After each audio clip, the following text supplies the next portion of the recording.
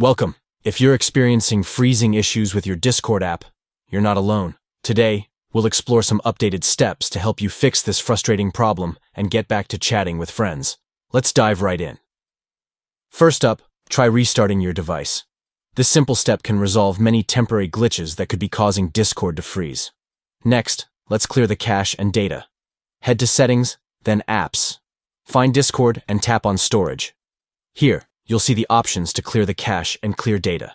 Doing this can really help improve the app's performance. After that, we need to check if your Discord app is up to date. Open the Google Play Store, search for Discord, and if you see an update available, go ahead and tap Update.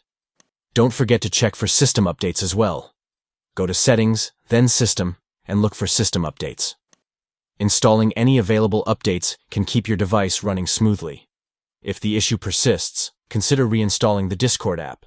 Go back to Settings, then Apps, find Discord, and tap Uninstall. After it's removed, reinstall it from the Google Play Store. Lastly, ensure you have enough free storage space on your device.